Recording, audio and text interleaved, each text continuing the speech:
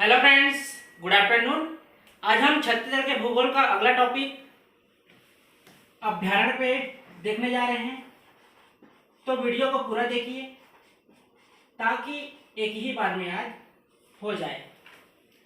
हम कौन से जिले में हैं, इसके स्थापना वर्ष, कौन से जीव निवास करते हैं, क्या विशेष है, इसके बारे में देखेंगे।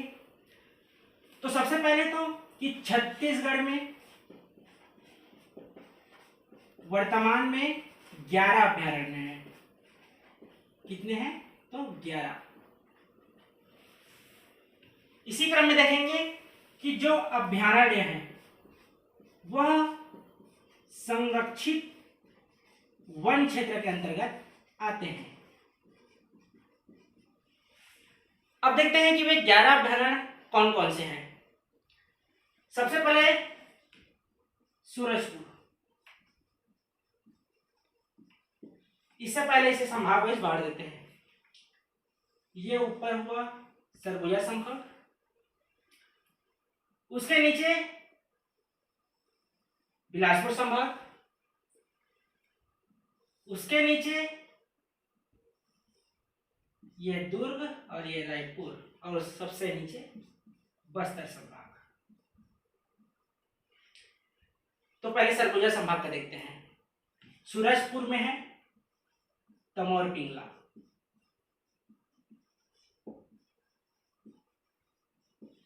जिसका स्थापना कब हुआ है?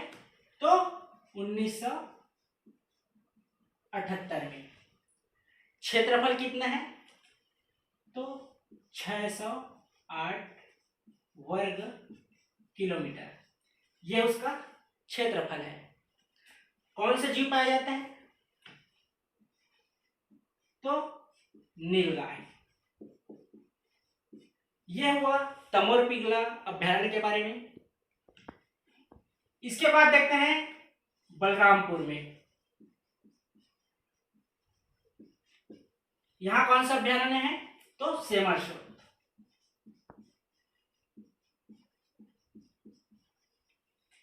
इसका स्थापना वर्ष कब है? तो 1978 में। अब देखते हैं कि इनका क्षेत्रफल कितना है। तो इनका क्षेत्रफल है 430 वर्ग किलोमीटर। कौन सा जीव पाया जाता है? तो यहां भी नीलगाय ही पाया जाता है। तो यह हुआ सेमरसोट अभ्यारण्य के बारे में। अब देखते हैं अगला, जो है जशपुर जिले में, जिसका नाम क्या है? तो बादलखोल। बादलखोल, यह हुआ जशपुर में बादलखोल अभ्यारण्य, जिसका स्थापना हुआ है 1975 में। क्षेत्रफल कितना है? तो 105 वर्ग किलोमीटर। कौन सा जीव पाया जाता है? तो यहां पाया जाता है हाथी। तो यह हुआ सरगुजा संभाग का 3। पहला तमोर पिंगला, दूसरा सेमरसोट और तीसरा है बादलखोल। अब अगला देखते हैं बिलासपुर संभाग का। तो सबसे पहले देखते हैं रायगढ़ में। यहां है गोमार्डा अभ्यारण्य। इस साल ये एग्जाम में पूछा गया था, सीजीपीएससी प्री में। इसका स्थापना वर्ष है 1975। क्षेत्रफल की बात करें तो इसका क्षेत्रफल है 278 वर्ग किलोमीटर। कौन सा जीव पाया जाता है? तो यहां पाया जाता है सोन कुत्ता। यह हुआ चौथा अभ्यारण्य, जो रायगढ़ में स्थित है, गोमार्डा। अब देखते हैं मुंगेली में। यहां है अचानक मार्ग, जिसका स्थापना वर्ष कौन सा है? तो 1975। अब इसकी क्षेत्रफल देखते हैं। तो इसका क्षेत्रफल है 552 वर्ग किलोमीटर। जीव की बात करें तो यहां पाया जाता है बाघ। तो यह हुआ बिलासपुर संभाग के अंतर्गत 2 अभयारण्य, पहला गोमाडा और दूसरा अचानक मार्ग। तो इस तरह से हुए टोटल 5। अगला देखते हैं दुर्ग संभाग में। तो दुर्ग संभाग में कवर्धा जिला, यहां अभयारण्य है भोरमदेव।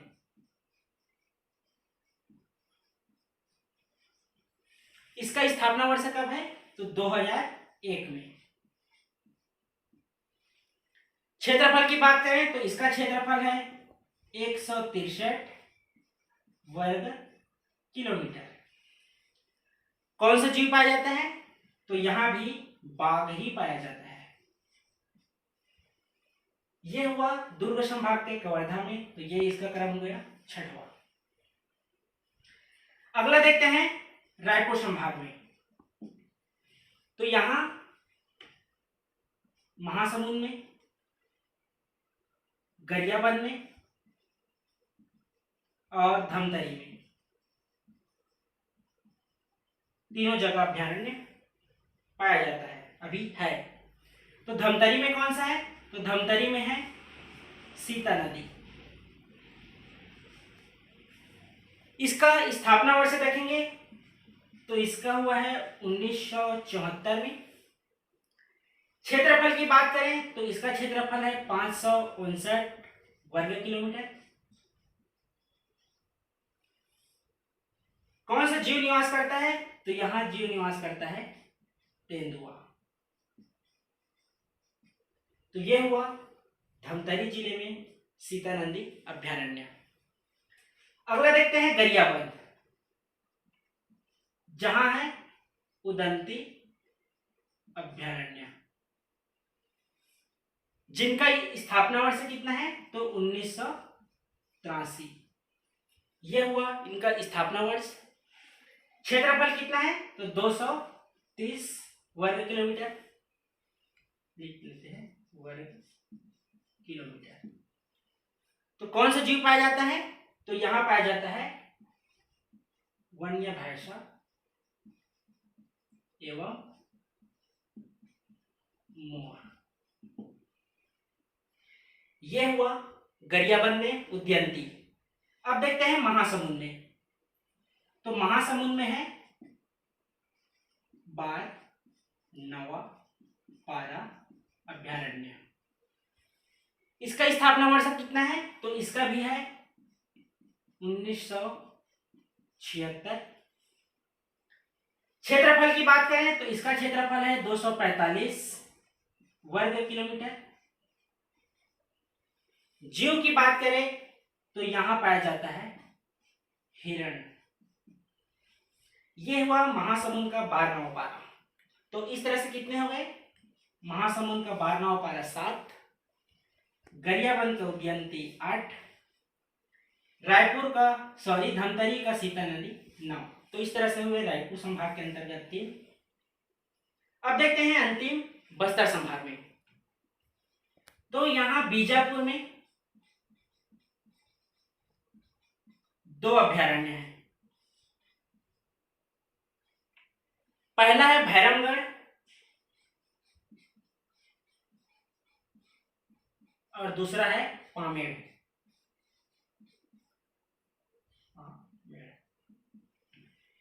इनकी स्थापना वर्ष देखेंगे तो ये दोनों का स्थापना हुआ है 1983 में। यह हुआ 1983। क्षेत्रफल की बात करें तो भैरमगढ़ का है 139 वर्ग किलोमीटर, जबकि पामेड़ का है 269 वर्ग किलोमीटर। इस तरह से हुए यहां दोनों जगह पाया जाता है बाघ। तो इसका क्रम हो गया 10 और 11। तो 11 अभयारण्य हो गए। अब देखते हैं इनमें कुछ विशेष बातें हैं। तो जो कवर्धा है, जिसके अंतर्गत भोरमदेव, इसका नामकरण हुआ है मंदिर के आधार पर। यह सबसे नवीनतम है। जबकि जो गरियाबंद का उदयंती है और धमतरी का सीता नदी, इन दोनों का नामकरण हुआ है नदी के आधार पर। बाकी जितने भी अभ्यारण्य हैं शेष का नाम वन्यग्राम के आधार पर हुआ है। जो तमोर पिंगला अभ्यारण्य है वे सबसे बड़ा अभ्यारण्य है क्षेत्रफल के आधार पर। इसी क्रम में देखेंगे कि सबसे छोटा अभ्यारण्य जो है वह है बादलखोल। ये क्या है? छोटा है।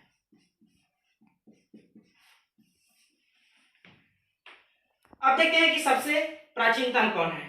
तो सबसे प्राचीनतम है सीता नदी।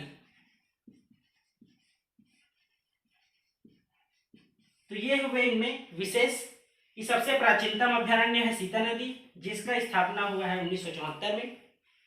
सबसे नवीनतम है भोरमदेव, जिसका स्थापना हुआ है 2001 में। जबकि सबसे बड़ा देखेंगे अभ्यारण्य तो तमोर पिंगला है, जिसका स्थापना 1978 में हुआ है। क्षेत्रफल की बात करें तो 608 वर्ग किलोमीटर है। इसी क्रम में देखेंगे कि सबसे छोटा अभ्यारण्य है बादलखोल, जिसका क्षेत्रफल है 105 वर्ग किलोमीटर। तो इस तरह से हुए छत्तीसगढ़ में टोटल 11 अभ्यारण्य। कहाँ है वहाँ स्थापना वर्ष, जीव। तो वीडियो को लाइक कीजिए, कमेंट कीजिए और अपने दोस्तों के बीच अधिक से अधिक शेयर कीजिए। धन्यवाद।